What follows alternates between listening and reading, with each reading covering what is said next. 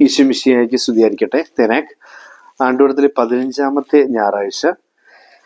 ഇന്നത്തെ ഒന്നാം വായനയിലും പ്രതിവേദന സങ്കീർത്തനത്തിലും സുവിശേഷത്തിലും ഒക്കെ ആയിട്ട്, രണ്ടാം വായനയിൽ നമുക്ക് അങ്ങനെ ഒരു വളരെ ഡയറക്റ്റ് അല്ലെങ്കിൽ ഇൻഡയറക്റ്റ് ആയിട്ടും ഒക്കെ കാണാൻ സാധിക്കുന്ന ഒരു വസ്തുതയാണ് വിത്ത് എന്നുള്ളത്. വിത്തിലുള്ള ജീവൻ അതിങ്ങനെ സമൃദ്ധിയിലേക്ക് വരുന്നു എന്നൊക്കെ പറയുന്ന നമ്മൾ വായിക്കുകയാണ്. ഒന്നാമത്തെ വായന യെശയ്യാ പ്രവാചകന്റെ പുസ്തകം 55 10 11 വാക്യങ്ങളാണ്. അതിൽ ഇങ്ങനെ പറയുന്നു: മഴയും മഞ്ഞും ആകാശത്തു നിന്ന് വരുന്നു, അങ്ങോട്ട് മടങ്ങാതെ ഭൂമിയെ നനയ്ക്കുന്നു, അത് സസ്യങ്ങൾ മുളപ്പിച്ച് ഫലം നൽകി, വിതയ്ക്കാൻ വിത്തും ഭക്ഷിക്കാൻ ആഹാരവും ലഭ്യമാകുന്നു. പ്രതികാര സങ്കീർത്തനം ഇതാണ്: വിത്ത് നല്ല നിലത്ത് വീണു, അത് വളർന്ന് 100 മേനി ഫലം പുറപ്പെടുവിച്ചു. രണ്ടാം വായന റോമാക്കാർക്കെതിരെ 8 18 മുതൽ 23 വരെയുള്ള വാക്യങ്ങളിൽ ഒരു വാക്യം ഇങ്ങനെയാണ്: സൃഷ്ടി ജീർണതയുടെ അടിമത്വത്തിൽ നിന്ന് മോചിതമാവുകയും ദൈവമക്കളുടെ സ്വാതന്ത്ര്യം പ്രഖ്യാപിക്കുകയും ചെയ്യും. മനോഹരമായ ഒരു വാക്യ. സൃഷ്ടി ജീർണതയുടെ അടിമത്വത്തിൽ നിന്നും മോചിതമാവുകയും ദൈവമക്കളുടെ സ്വാതന്ത്ര്യം പ്രഖ്യാപിക്കുകയും ചെയ്യും. ഒരു വിത്ത് ജീർണിച്ച് അതിനകത്ത് നിന്നും ജീവൻ പുറത്തേക്ക് വരുന്നൊരു വാക്യമാണ് നമുക്ക് കാണാൻ സാധിക്കുക.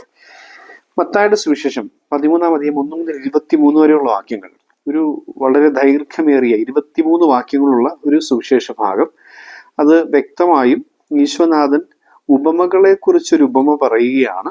അത് വിത്തുകളുടെ ഉപമയാണ്. വിത്ത് വിതയ്ക്കാനായിട്ട് വിതക്കാരൻ പോകുന്നതിനെ കുറിച്ച് പറയുന്നു. ഈ വിതക്കാരൻ വിതയ്ക്കുമ്പോൾ വിത്ത് എവിടെയെല്ലാം വീഴുന്നു, എന്തെല്ലാം രീതിയിൽ ഫലം തരുന്നു. ഇതാണ് വിതക്കാരൻ്റെ ഉപമ. നമ്മൾ പലയാവർത്തി കേട്ടിട്ടുള്ളതാണ്. ഈ സ്വാഭാവികമായിട്ടും ഇതിന് എനിക്ക് ഒരുപാട് രസകരമായി തോന്നിയ ഈ ഉപമയെ സംബന്ധിക്കുന്ന ബോബീസിന്റെ പുസ്തകത്തിൽ നിന്നൊരു കമന്റ് ഒന്ന് സൂചിപ്പിച്ചിട്ട് ഇതിലേക്ക് കടക്കുകയാണ്. അച്ഛൻ പറഞ്ഞിങ്ങനെയാണ്: ഒരു മരപ്പണിക്കാരൻ കടപ്പുറത്തിരുന്ന് മുക്കുവരോട് കൃഷിയെക്കുറിച്ച് സംസാരിക്കുന്നു. ഇതാണ് ഇതിന്റെ പശ്ചാത്തലം, വിതക്കാരൻ്റെ ഉപമയുടെ പശ്ചാത്തലം എന്ന് പറയുന്നത്. വളരെ രസകരമായിട്ട് തോന്നും. പക്ഷെ ഇത് ഇങ്ങനെ കേൾക്കുമ്പം രസകരമായ ഒരു കാര്യം എന്നതിനപ്പുറം ഇതിനൊരു ഉൾക്കാഴ്ചയുണ്ട്. മരപ്പണിക്കാരൻ, കാർപ്പൻ്റർ, തെക്നോൺ എന്ന് പറയുന്നത് ഒരു എല്ലാത്തരം കലാപരമായ കാര്യങ്ങളിൽ ഏർപ്പെടാൻ കഴിയുന്നവൻ.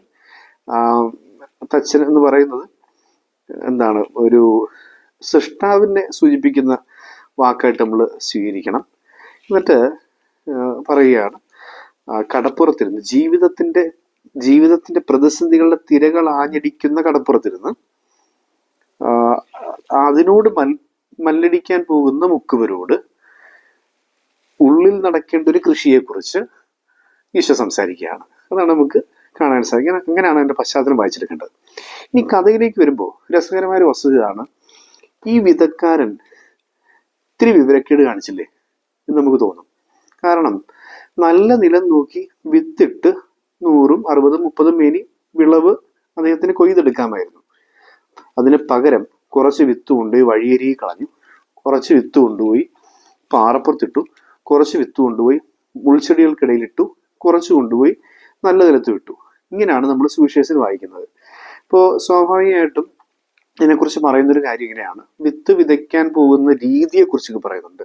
ഈ കഴുതയുടെ മുകളിൽ ഒരു വലിയ ചാക്കിൽ വിത്ത് നിറച്ച് വെച്ചിട്ട് അതിങ്ങനെ ചെറിയ ഒരു കത്തി കൊണ്ട് കീറി വിട്ട് അതിനകത്ത് നിന്ന് ഊർന്ന് വീഴുന്ന വിത്ത് ആ കഴുത പോകുന്ന വഴിക്കെല്ലാം വീഴുന്നുണ്ട് എന്ന രീതിയിൽ അവതരിപ്പിക്കുന്നു. അപ്പൊ അതിങ്ങനെ വഴിയരികിലാവാം, പാറപ്പുറത്താവാം, പലയിടങ്ങളിൽ വീഴുന്നുണ്ട്. നല്ല നിലത്തേക്ക് പോകുന്നതിന് മുമ്പ് ഇവിടെ എല്ലാം വീണിട്ടുണ്ട്, ഇവിടെ എല്ലാം ഇത് കിളിക്കുന്നുമുണ്ട്. ഇങ്ങനെ അവതരിപ്പിക്കുന്നവരുണ്ട്. അങ്ങനെ പല ഇന്റർപ്രിട്ടേഷൻസിനുണ്ട്. പക്ഷെ നമുക്കത് മാറ്റി വയ്ക്കാം. എന്നിട്ട് ഒരു സുവിശേഷ വാക്യം നമുക്ക് ചിന്തിക്കുകയാണെങ്കിൽ ആ വാക്യം ഇങ്ങനെയാണ്: മത്തായിയുടെ സുവിശേഷം 5-ാം അധ്യായം 45-ാം വാക്യം: ദുഷ്ടരുടെയും ശിഷ്ടരുടെയും മേൽ സൂര്യനെ ഉദിപ്പിക്കുകയും നീതിമാന്മാരുടെയും നീതിരഹിതരുടെയും മേൽ മഴ പെയ്യുകയും ചെയ്യുന്ന ഒരു ദൈവത്തെക്കുറിച്ച് ഈശോ സംസാരിക്കുന്നുണ്ട്. യെശയ്യാ പ്രവാചകൻ 55-ാം അധ്യായം 10 11 വാക്യം നമ്മൾ വായിക്കുമ്പോൾ നമ്മൾ ഒന്നാം വായനയിൽ വായിച്ചു കേട്ടുന്നു. അത് തന്നെയാണ് ആ സൂര്യനെ ഉദിപ്പിക്കുന്നതിനെ മഴ പെയ്യിക്കുന്നതിനെ കുറിച്ച് പറയുക. അപ്പം നീതിമാന്മാരുടെ നീതിരഹിതരുടെ മേൽ ഒരുപോലെ മഴ പെയ്യുകയും സൂര്യനെ ഉദിപ്പിക്കുകയൊക്കെ ചെയ്യുന്ന ദൈവം. അപ്പൊ ഇവിടെ കളം നോക്കാതെ അല്ലെങ്കിൽ നിലം നോക്കാതെ വിത്ത് വിതയ്ക്കുന്ന ഒരു വിതക്കാരനാണ് ദൈവമെന്ന് കൃത്യമായും ആദ്യമേ തന്നെ നമുക്ക് ബോധ്യപ്പെടുത്തി തരികയാണ്. അതായത് ഈ ദൈവം നമ്മളുടെ ക്വാളിറ്റി നോക്കിയിട്ടല്ല നമുക്ക് മേൽ കൃപകൾ വർഷിച്ചുകൊണ്ടിരിക്കുന്നത്. കൃപ ഇങ്ങനെ വർഷിക്കുന്നുണ്ട്. എല്ലാവരുടെയും മേൽ വർഷിക്കുന്നുണ്ട്. നമ്മൾ എങ്ങനെ സ്വീകരിക്കുന്നു അതാണ് നമ്മളിൽ നിന്ന് ഫലം പുറപ്പെടുവിക്കുന്നതിന്റെ കാരണമായിട്ട് മാറുന്നത്. എല്ലാവരിലും ഒരുപോലെ ദൈവം കരുണ വർഷിക്കുന്നുണ്ട്. നമ്മളത് ഏത് രീതിയിൽ സ്വീകരിക്കുന്നു എന്നുള്ളതാണ് പ്രധാനപ്പെട്ടത്. നമ്മൾ കൈക്കുമ്പിളിൽ സ്വീകരിക്കുന്നുണ്ടോ, അല്ലെങ്കിൽ ഒരു ചാക്കും കൊണ്ടുവന്ന് കോരിക്കൊണ്ടു പോകുന്നുണ്ടോ? അത് നമ്മൾ സ്വീകരിക്കുന്നതൊക്കെ ഇരിക്കും. ദൈവം കരുണ വർഷിച്ചുകൊണ്ട് എല്ലാവരിലും വർഷിക്കുന്നുണ്ട്. നമ്മുടെ പാപങ്ങൾ കൊണ്ട് നമ്മൾ അതിനെ ബ്ലോക്ക് ചെയ്ത് നിർത്തിയിട്ട് എനിക്ക് വേണ്ട, നമ്മൾ കുമ്പസാരിക്കാൻ പോകുന്നില്ല, കുർബാന ചെയ്തില്ല, എനിക്ക് വേണ്ട എന്ന് നമ്മൾ തീരുമാനിക്കുക. അപ്പൊ നമ്മൾ ബ്ലോക്ക് ചെയ്ത് നിർത്തുന്നത്. ഇനി നമുക്ക് ഈ കഥയിലേക്ക് വരാം. ഈ കഥയിലേക്ക് വരുമ്പോൾ 4 നിലങ്ങളെ കുറിച്ചാണ് പറയുന്നത്. 3 പാഴ്നിലങ്ങളാണ്, 4-മത്തതാണ് നല്ല നിലം. ഒന്നാമത് പറയുന്നത് ഇങ്ങനെയാണ്: വഴിയരികിൽ വീണു. വഴിയരികിൽ വീണു എന്ന് പറയുന്നതിനെ കുറിച്ച് പറയുന്നത് മനസ്സിലാക്കാതിരുന്നു, അവരെ ഈ വചനം മനസ്സിലാക്കിയില്ല എന്നാണ് പറയുന്നത്. പാറപ്പുറത്ത് വീണു എന്നതിനെ കുറിച്ച് പറയുന്നത് അവർ സസന്തോഷം അത് സ്വീകരിച്ചു എന്ന് പറയുന്നുണ്ട്. മുൾച്ചെടികൾക്കിടയിൽ വീഴുന്നു എന്നതിനെ കുറിച്ച് പറയുന്നത് അവർ ശ്രവിച്ചു, ആ വചനം അവർ ശ്രവിച്ചു എന്ന് പറയുന്നത്.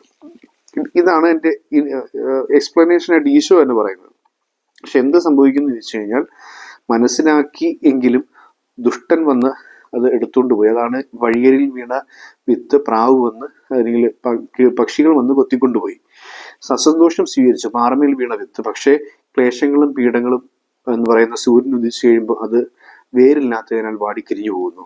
മുൾച്ചെടികൾക്കിടയിൽ വീണു, അത് ശ്രവിക്കുന്നുണ്ട് വചനം, പക്ഷേ ഉത്കണ്ഠയും ധനാകർഷണവും എന്ന് പറയപ്പെടുന്ന മുൾച്ചെടി വരുമ്പോൾ അത് ഞെരുങ്ങിപ്പോകുന്നു. ഇതാണ് നമുക്ക് കാണാൻ സാധിക്കുക. എങ്ങനെ ഇതിനെ മറികടക്കാം? അതിന് മുമ്പ് നമ്മൾ ആദ്യം ചിന്തിക്കേണ്ടത്, നമ്മുടെ ഒരു സൈ ബൈബിൾ ഇന്റർപ്രിട്ടേഷൻ എന്നൊക്കെ പറയുന്ന സംഭവം കേട്ടിട്ടുണ്ടാവും ഒരു പക്ഷേ. Psychological interpretation of Bible, psy Bible interpretation. ഞങ്ങൾ കൊല്ലം രൂപതയിൽ അതുമായിട്ട് ബന്ധപ്പെട്ട് അതിൻ്റെ വളരെ കാര്യമായ ഒരു റിസർച്ച് നടത്തുകയും രണ്ട് നല്ല ആധികാരികമായ പുസ്തകങ്ങൾ അതിനെക്കുറിച്ച് എഴുതുകയും ഒക്കെ ചെയ്തൊരു അച്ഛൻ ഈ അടുത്ത കാലത്ത് കടന്നുപോയി. ജോസ് പുത്തൻവീട് എന്ന് പറയുന്ന അച്ഛനാണ്. സൈക്കോളജിയിൽ വളരെ പ്രാവീണ്യമുള്ള അച്ഛൻ സൈ ബൈബിൾ ഇന്റർപ്രിട്ടേഷൻ, അതായത് സൈക്കോളജിക്കൽ ഇന്റർപ്രിട്ടേഷൻ ഓഫ് ബൈബിൾ. അച്ഛൻ്റെ ആ പുസ്തകം നല്ല രസകരമാണ്. ഇങ്ങനെ ഒരു ഉദാഹരണം പറയുകയാണെങ്കിൽ, ധൂർത്തുപുത്രൻ്റെ ഉപമ. ഈ ധൂർത്തുപുത്രൻ വീട് വിട്ടിറങ്ങിപ്പോകാനുള്ള അയാളുടെ സൈക്കോളജിക്കൽ കണ്ടീഷൻസ്, അതിന് അയാളെ കാത്തിരിക്കുന്ന അപ്പൻ്റെ സൈക്കോളജി. അപ്പോൾ അത് വളരെ രസകരമായിട്ടാണ് നമുക്ക് മനസ്സിലാക്കേണ്ട സാധിക്കുക. അതിങ്ങനെ ഈശോ കഥ പറഞ്ഞു പോകുമ്പോൾ അതിനകത്തൊരു സൈക്കോളജിക്കൽ എലമെന്റ് ഉണ്ടെന്നുള്ളൊരു കാര്യമാണ് നമ്മൾ മനസ്സിലാക്കേണ്ടത്. എന്ന് പറഞ്ഞ പോലെ ഇവിടെ നമ്മൾ മനസ്സിലാക്കേണ്ടത്, എല്ലാ മനുഷ്യരും ജനിക്കുമ്പോൾ അവരുടെ ജീവിതത്തിന്റെ ആരംഭ ദിശയിൽ നല്ല നിലം തന്നെയായിരുന്നു.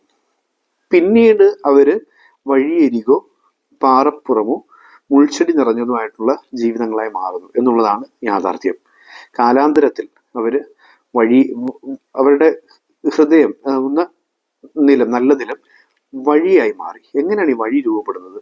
സ്വാഭാവികമായും അതിങ്ങനെ വേലി കെട്ടി സൂക്ഷിക്കാതെ കിടക്കുന്നതിൻ്റെ പേരിൽ ആരെങ്കിലുമൊക്കെ നമ്മുടെ പറമ്പിൽ കൂടെ കയറി നടക്കുമ്പോൾ അവിടെ ആവർത്തിച്ച് അങ്ങോട്ടും ഇങ്ങോട്ടും നടക്കുന്നതിൻ്റെ പേരിൽ അവിടെ വഴി രൂപപ്പെടുകയാണ്. പുല്ല് കളിക്കുന്നില്ല, വഴി രൂപപ്പെട്ടു. പുല്ല് കളിക്കാതെയാണല്ലോ, നടന്ന് പുല്ല് കളിക്കാതെ വഴി രൂപപ്പെടുന്നു. അപ്പോൾ വേലി കെട്ടി സൂക്ഷിക്കാത്തതിൻ്റെ പേരില്ല അത് സംഭവിക്കുന്നത്. അതായത് നമ്മളുടെയൊക്കെ ജീവിതത്തിൽ പ്രാർത്ഥന കൊണ്ട് വേലി കെട്ടാതെ നമ്മൾ പലതിനും കയറിയിറങ്ങാൻ, പലർക്കും പല കാര്യങ്ങൾക്കും പല അബദ്ധ ചിന്തകൾക്കും അല്ലെങ്കിൽ പല വസ്തുതകൾക്കും വസ്തുവകകൾക്കും സമ്പത്തിനും അങ്ങനെ എന്തും ആയിക്കോട്ടെ, പലതിനും നമ്മൾ അമിത പ്രാധാന്യം കൊടുത്ത് അതിനെ നിർത്തേണ്ടടുത്ത് നിർത്താതെ, അല്ലെങ്കിൽ വ്യക്തികളെ നിർത്തേണ്ടടുത്ത് നിർത്താതെ വേലി കെട്ടി, പ്രാർത്ഥനയുടെ വേലി കെട്ടി സൂക്ഷിക്കാതെ അവർ കയറിയിറങ്ങാൻ നമ്മൾ അനുവദിക്കുന്നതിൻ്റെ പേരിൽ വചനത്തിന്റെ വിത്ത് ഇങ്ങനെ വീണെന്ന് പറഞ്ഞാൽ പോലും അത് വഴിയായി പോയതിൻ്റെ പേരിൽ അവർ നടന്നു വരുമ്പോഴത്തേക്ക് ആ വിത്ത് മുളയ്ക്കുന്നില്ല, അത് പിശാച് വന്ന് കൊത്തിക്കൊണ്ടുപോകുന്നു, പക്ഷികൾ വന്ന് കൊത്തിക്കൊണ്ടുപോകുന്നു പറയുന്നത് പിശാച് അത് എടുത്തു മാറ്റുന്നു, ആ വചനം എടുത്തു മാറ്റുന്നു. ആ വചനം അതിങ്ങനെ നമ്മളിൽ മുളയ്ക്കുന്ന പോലുമില്ല. അങ്ങനെ ഒരു ആരംഭ ദിശയിൽ തന്നെ അത് പോയി. നമ്മൾ മനസ്സിലാക്കേണ്ടത്, നമ്മൾ പ്രാർത്ഥന കൊണ്ട് വേലി കെട്ടി സൂക്ഷിക്കുക ഒന്നാമത്തത്. അങ്ങനെയാണെങ്കിൽ ഹൃദയം നല്ല നിലമായി സൂക്ഷിക്കും. നമുക്ക് നമ്മുടെയൊക്കെ ജീവിതത്തിൽ ഒരുപക്ഷെ അങ്ങനെ നമുക്കിങ്ങനെ സൂക്ഷിക്കാൻ സാധിക്കാതെ പോയതിൻ്റെ ഒരു തിരിച്ചറിവിലേക്ക് കടക്കാനുള്ളൊരു വാക്യം കൂടിയാണിത്. രണ്ടാമത്തത് പാറപ്പുറം. സ്വാഭാവികമായിട്ടും കഠിന ഹൃദയത്തെക്കുറിച്ചൊക്കെ സൂചിപ്പിക്കാനായിട്ട് ഉപയോഗിക്കുന്ന ഒരു വാക്കാണ് ഈ പാറ പോലെ ഹൃദയം എന്നൊക്കെ പറയുന്നത്. എസെക്കിയേലിന്റെ പുസ്തകം 11:19 36-26 നമ്മൾ എനിക്കൊരു നവചൈതന്യം നൽകണമേ, എന്നിൽ നിന്നും ശിലാഹൃദയം എടുത്തു മാറ്റി മാംസള ഹൃദയം നൽകണമേ എന്ന് പറയുന്ന ഒരു പ്രാർത്ഥന നമ്മൾ കാണുന്നുണ്ട്. എസെക്കിയേലിന്റെ പുസ്തകത്തിലുള്ള പ്രാർത്ഥനയാണ്. വളരെ മനോഹരമായ പ്രാർത്ഥന. അതായത് എൻ്റെ കല്ല് പോലത്തെ ഹൃദയം എടുത്തു മാറ്റിയിട്ട് നിന്റെ പോലെ മാംസളമായൊരു ഹൃദയം എനിക്ക് തരണമേ. ദൈവത്തിന്റെ മാംസള ഹൃദയം തരണമേ. എൻ്റെ ഹൃദയം നിന്റെ ഹൃദയം പോലെ ആക്കി തീർക്കണമേ. നമ്മൾ തിരുഹൃദയ പ്രാർത്ഥനയൊക്കെ ചൊല്ലുന്ന പോലെ ആ ആ ഒരു മനുഷ്യത്വമുള്ള ഹൃദയം എനിക്ക് തരണമേ. പാറയല്ല. ഇങ്ങനെ പഴയ പഴയ പാട്ടൊക്കെ ഉണ്ട്, എല്ലാവരും ചൊല്ലണ കല്ലാണി നെഞ്ചിലെന്ന് പറഞ്ഞൊരു പാട്ടൊക്കെ ഉണ്ട്. എന്ന് പറഞ്ഞ പോലെ ഈ നെഞ്ചി കല്ലും കൊണ്ട്, അല്ലെങ്കിൽ ഒരു ഹൃദയത്തിന് പകരം കല്ലും കൊണ്ട് നടക്കുന്ന മനുഷ്യനെ നമ്മൾ മാറാൻ പാടില്ല എന്നൊരു ഓർമ്മത്തിലായത്. പാറപ്പുറമായി ഒരു കരുണയില്ലാത്ത മനുഷ്യര്, ഒരു കർത്താവിന്റെ ഹൃദയം ഭക്ഷിക്കുക, ദിവ്യകാരുണ്യം, ഒത്തിരി സ്നേഹത്തോടും ഒത്തിരി ആഗ്രഹത്തോടുകൂടി യോഗ്യതയോടുകൂടി കർത്താവിന്റെ ഹൃദയം ഭക്ഷിച്ച് ജീവിച്ചാൽ നമ്മുടെ കല്ലുപോലത്തെ ഹൃദയത്തെ നമുക്ക് കാലാന്തരത്തിൽ തിരുഹൃദയമാക്കി രൂപാന്തരപ്പെടുത്താൻ സാധിക്കും, മാംസ ഹൃദയമാക്കി മാറ്റാൻ സാധിക്കും. അപ്പൊ ദിവ്യകാരുണ്യത്തോട് ചേർത്ത് പിടിക്കുന്ന ജീവിതങ്ങൾ, ദിവ്യകാരുണ്യം ഭക്ഷിച്ച് ജീവിക്കുന്ന ജീവിതങ്ങൾ അവരുടെ ഹൃദയങ്ങളെ കരുണയുള്ള, നീതിയുള്ള ഹൃദയങ്ങളാക്കി രൂപാന്തരപ്പെടുത്തിയെടുക്കാൻ സാധിക്കും. അങ്ങനെയാണ് ഈ അങ്ങനെ ഈ പാറപ്പുറത്ത് വീഴുന്ന വിത്ത്, അതിനെക്കുറിച്ച് പറയുന്നത് സസന്തോഷം സ്വീകരിച്ചു. വേരൊക്കെ ഇങ്ങനെ ഇത്തിരി വേരൊക്കെ ഒന്ന് പൊട്ടി മുളച്ചിട്ടുണ്ട്. ഒന്ന് തലപൊക്കി തുടങ്ങുമ്പോഴത്തേക്കാണ് ജീവിതത്തിൻ്റെ ആയിട്ടുള്ള ക്ലേശങ്ങളും പീഡനങ്ങളും സഹനങ്ങളും രോഗങ്ങളും കഷ്ടപ്പാടുകളും ഇങ്ങനെ വന്ന് സൂര്യൻ ഉദിച്ച് നിൽക്കുന്ന പോലെ ഇങ്ങനെ വെയിലുമായി നമ്മുടെ തലയ്ക്ക് മീതെ വന്ന് നിൽക്കുമ്പോൾ നമ്മൾ വാടിക്കരിഞ്ഞതായിട്ട് പോകും. കാര്യം നമ്മുടെ ഹൃദയം കഠിനമാണ്, കരുണയില്ലാത്തതാണ്, നീതിയില്ലാത്തതാണ്, പാറപ്പുറമാണ്. അങ്ങനെയെങ്കിൽ നമുക്ക് നല്ല നിലവാകാൻ സാധിക്കില്ല. രണ്ടാമത് പറഞ്ഞിങ്ങനെയാണ്, ദിവ്യകാരുണ്യ സ്നേഹ ചൈതന്യം കൊണ്ട് ശിലാഹൃദയത്തെ മാംസള ഹൃദയമാക്കി തീർക്കാനായി ശ്രമിക്കുക. അപ്പോൾ നല്ല നിലവാക്കാൻ സാധിക്കും. മൂന്നാമത്തത്, മുൾച്ചെടികൾക്കിടയിൽ വീണ വിത്ത്. മുൾച്ചെടികൾ അതിന്റെ ഞെരുക്കി കളയുന്നെന്ന് പറയുന്നത്. ശ്രവിക്കുന്നു പറയുമ്പോഴത്തേ കേട്ടു സന്തോഷം സ്വീകരിച്ചു എന്നൊക്കെ പറയുന്നതിനേക്കാൾ ഇത്തിരി കൂടി ഒരു പടി കൂടി അപ്പുറത്തേക്ക് മാറി കാര്യമായിട്ട് വേര് താഴേക്ക് പോയിട്ടുണ്ട്, തലമുക്കി മുകളിലേക്ക് ചെടി ഉയർന്നിട്ടുണ്ട്. പക്ഷെ മുൾച്ചെടി അതിനെ ഞെരുക്കി കളയുകയാണ്. എന്താണ് ഈ മുൾച്ചെടി എന്ന് ചോദിച്ചാൽ ധനാകർഷണം, പണത്തോടും സമ്പത്തോടും ഒക്കെയുള്ള ഒരു കൊതി, അധികാരത്തോടുള്ള കൊതി, അതിനെക്കുറിച്ചുള്ള ഉത്കണ്ഠകൾ, ഇതാണ് കർത്താവ് പറയുകയാണ്. കർത്താവ് യേശു വളരെ വ്യക്തമായിട്ടും പറയുകയാണ്, ഇതാണ് നിന്റെ ജീവിതത്തിലെ മുൾച്ചെടി. ഈ മുൾച്ചെടി നിന്നിലെ വചനത്തെ വളരാൻ അനുവദിക്കുകയില്ല. മുൾച്ചെടികളെ വേരോടെ പിഴുതെടുത്ത് കളയുക കുമ്പസാരം. മുൾച്ചെടികളെ വേരോടെ പിഴുതെടുത്തെറിഞ്ഞു കളയുക കുമ്പസാരം. ഇങ്ങനെ കുമ്പസാരത്തിലൂടെ മുൾച്ചെടികളെ പിഴുതെടുത്ത് കളഞ്ഞാൽ നിന്റെ ഹൃദയത്തെ നല്ല നിലവാക്കാൻ നിനക്ക് സാധിക്കും. ഇതാണ് ഓർമ്മിപ്പിക്കുന്നത്. പ്രാർത്ഥനയുടെ വേലി കെട്ടി സൂക്ഷിക്കുക. ദിവ്യകാരുണ്യമാകുന്ന തിരുഹൃദയം ചേർത്ത് പിടിച്ച് ശിലാഹൃദയത്തെ മാംസല ഹൃദയമാക്കി മാറ്റുക, പാറപ്പുറത്തെ നല്ല നിലമാക്കുക. മൂന്നാമത് പറയുന്നത്, കുമ്പസാരം എന്ന കുദാശ ഉപയോഗിച്ച് ജീവിതത്തിലെ സകലമാന മുൾച്ചെടികളെയും പിഴുതെറിഞ്ഞ് ദൂരെ കത്തിച്ച് കളയുക. അപ്പോൾ വചനം 100 മേനി ഫലം പുറപ്പെടും. 100, 60, 30 മേനി ഫലം പുറപ്പെടുക്കുക. നമ്മുടെ കപ്പാസിറ്റി അനുസരിച്ച് വ്യത്യസ്തമാകും ഓർപ്പിക്കുന്ന വചനഭാവം നമുക്ക് കാണാൻ സാധിക്കാം.